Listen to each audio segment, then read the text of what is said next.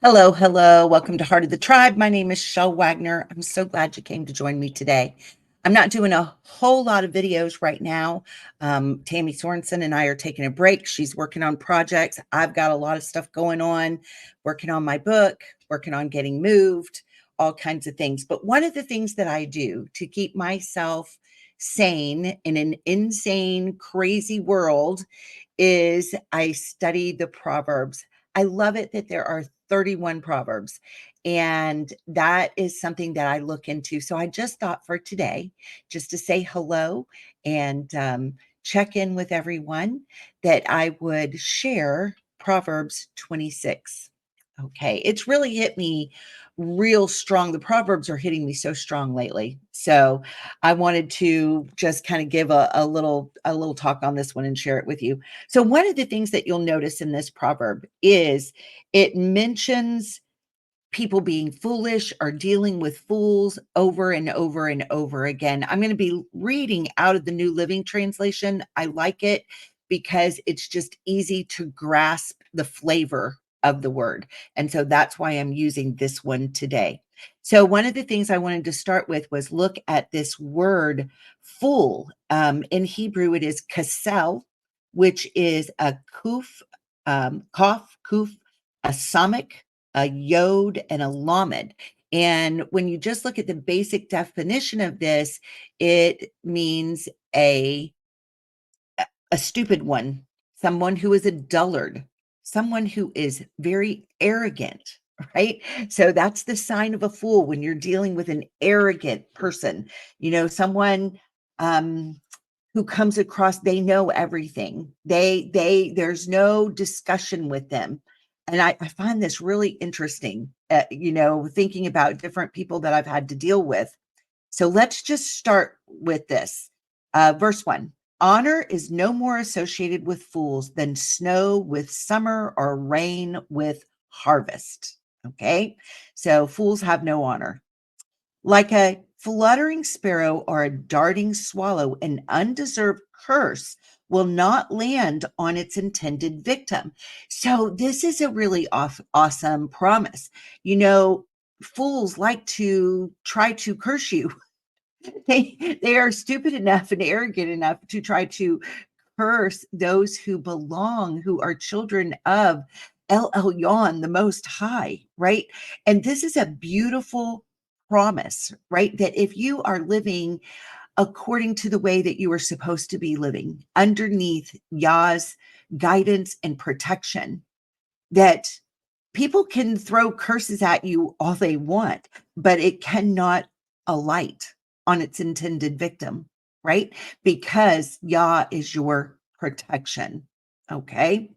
So guide a horse with okay. And let me clarify, this doesn't mean that this doesn't negate the word that says it rains on the righteous and the unrighteous. It's not like you walk around with a big umbrella and nothing bad ever happens to you when you're children of Yah, because you know it says we will suffer. Yahusha, he suffered for us, and it's part of this of being part of his body. We will suffer on his account. There's no doubt about that. But I'm talking about like when someone is trying to almost do like voodoo curses against you and things like that. There is a protection for Yah's people, and fools don't really understand that. Okay. So now, verse 3. Guide a horse with a whip, a donkey with a bridle, and a fool with a rod to his back. Now, I love verses 4 and 5. Listen to this. Don't answer the foolish arguments of fools, or you will become as foolish as they are. Verse 5, be sure to answer the foolish arguments of fools, or they will become wise in their own estimation. Right? Doesn't that sound completely contradictory? It is. So, why is it contradictory? To me, it's saying, listen, get a grip, because if you're dealing with a fool, if you're dealing with someone who is arrogant, right? They are so convinced in their own mind that they have all the answers, that they are right. You can't win by having an argument or a discussion with them. You are better off to just walk away, because no amount of talking to a person like this is going to get you anywhere. It's just going to waste your time and cause you to probably, cast your pearls before swine. All right. Number 6. Trusting a fool to convey a message is like cutting off one's feet or drinking poison, right? So you can't say something to a fool and expect them, someone who is arrogant and convinced in their own mind, and expect them to give an accurate description of what it was that you said. Don't expect a fool to act honorably, is what this is saying. A proverb, right? A word of wisdom in the mouth of a fool is as useless as a paralyzed leg. Hello, Mary Allen. Good to see you this morning. Number 8. Honoring a fool is as foolish as tying a stone to a slingshot, right? You put the stone in, but if you tie it, it's not going to get released, right? So, trying to pay homage or honor to someone who is an arrogant fool is like putting it's like having a gun full of blanks, right? It has no power. There's no power in your weapons of warfare, is what this one is saying.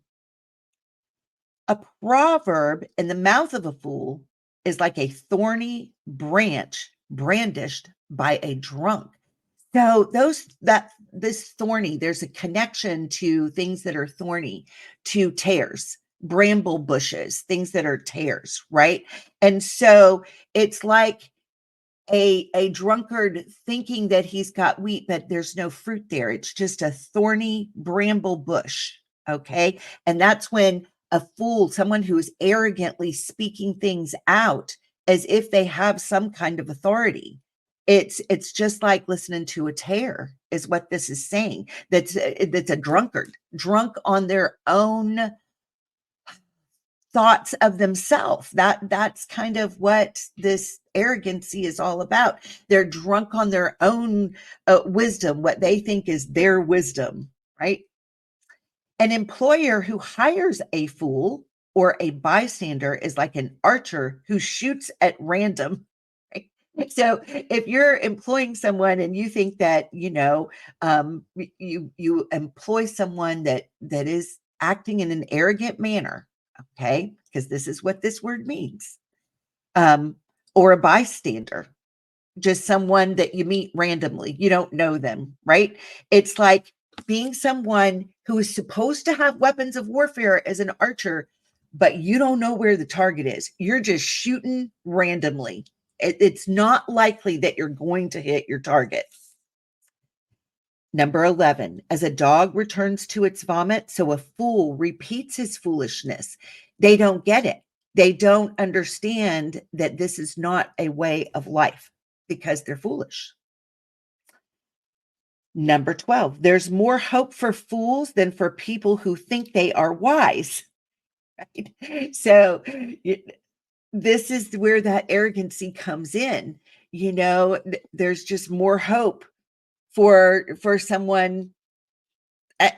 This one is another one of those like conundrums, right? It means there's no hope for a fool because there's no hope for a people who thinks that they know all the answers, that they're wise within themselves, right? They don't need counsel from on high. They don't need counselors from others. They know all the answers. They're qualified.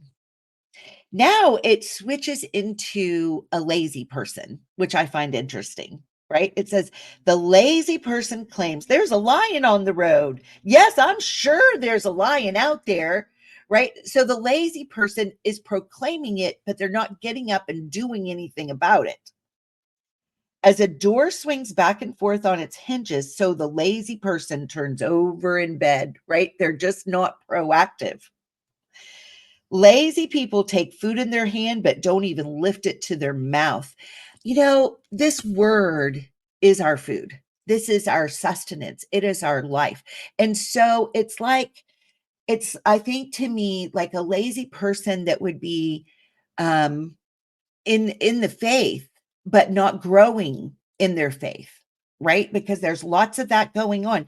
Is someone who's hurriedly going, oh yeah, I'm a good person. I have to read the word. I'm going to read through it real hurriedly, but my mind's on everything else. And I'm not taking the time to chew it and ingest it and allow it to change my thinking patterns and how I can operate. It's not really putting any tools in my toolbox. It's just me checking off a checklist so that I feel good about me, right? That it's not, there's not wisdom in that. It says lazy people consider themselves smarter than seven wise counselors.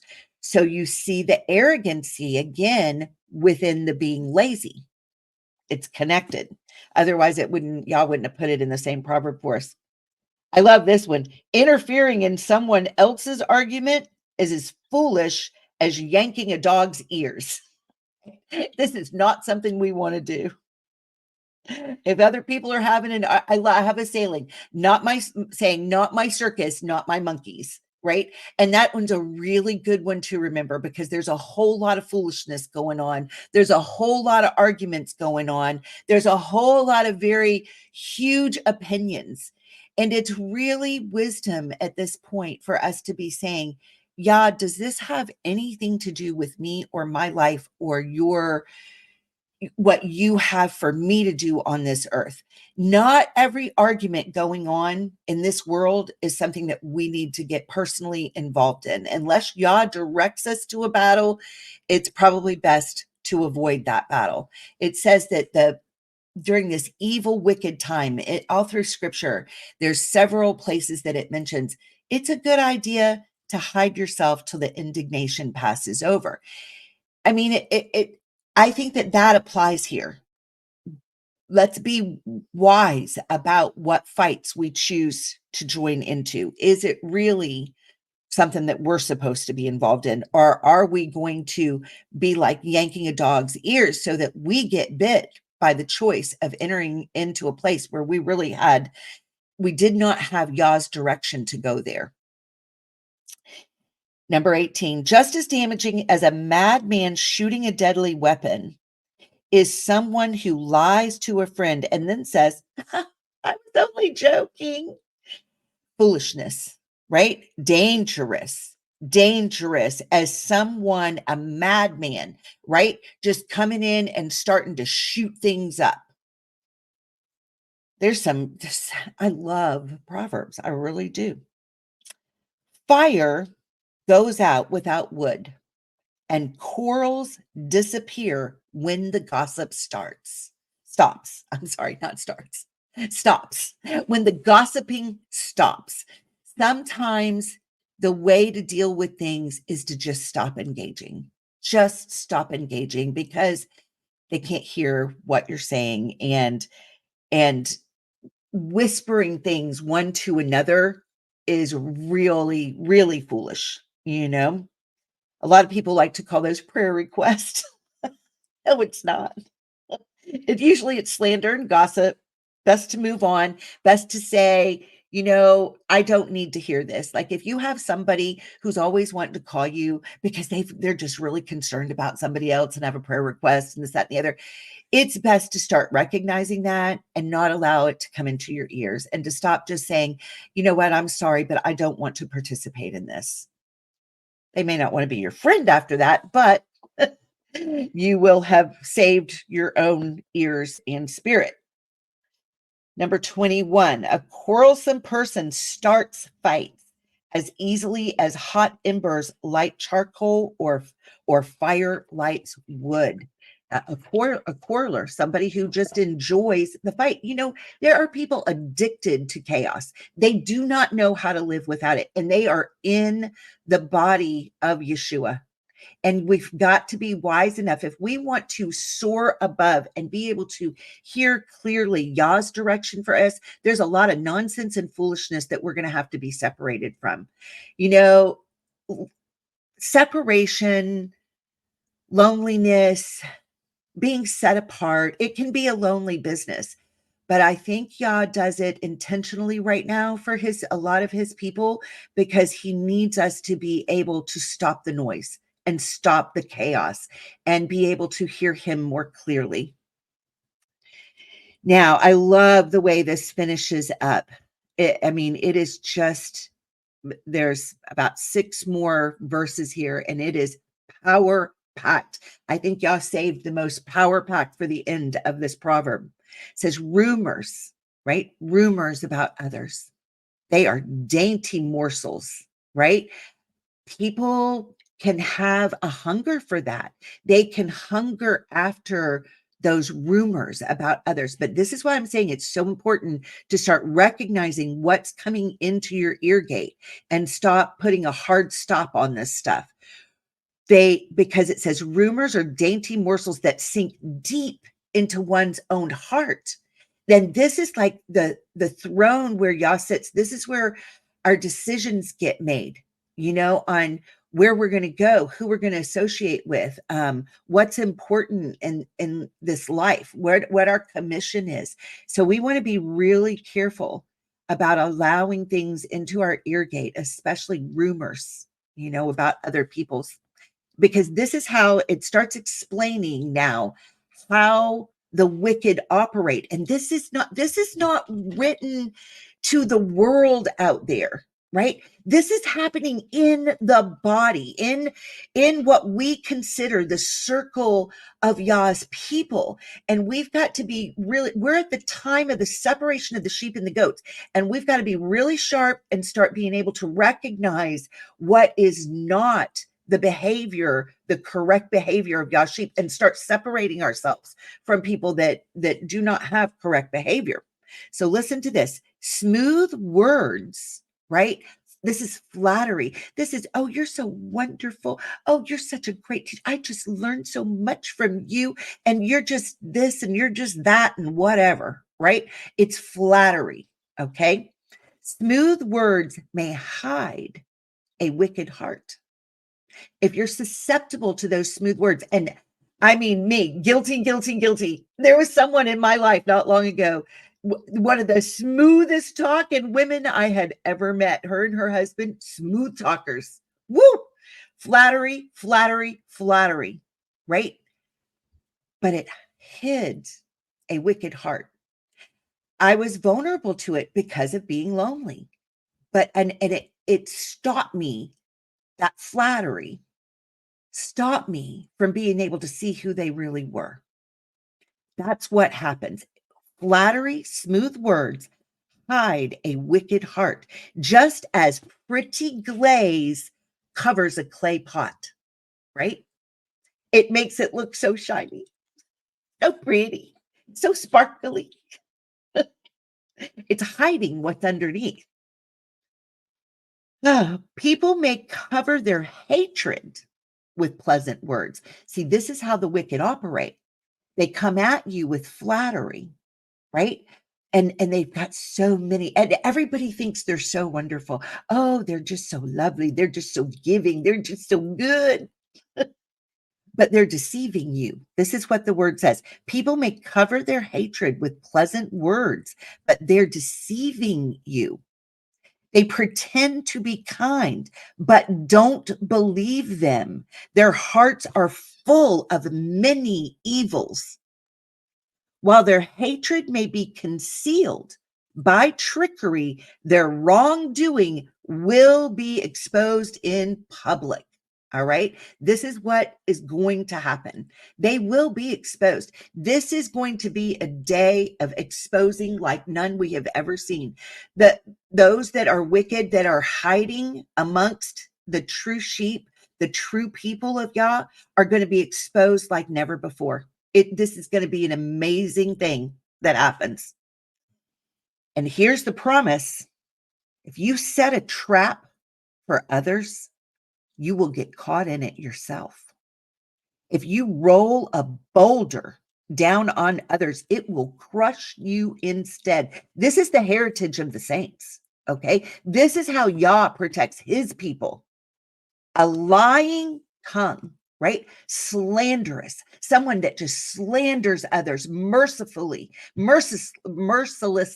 telling lies about them. This is murder in the public square. All right. If you are ruining another person's reputation by lies and slander, you are guilty of murder. All right. And this lying tongue, it hates its victims. And flattering words, there it is. The smooth talkers, the ones who appear to be so good, but underneath that shield, underneath that facade is evil, evil, evil. It says a lying tongue hates its victims, and flattering words cause ruin. All right. Well, that was what I wanted to come and share today. I hope it was a blessing for you. I look forward to coming back and sharing another one with you soon.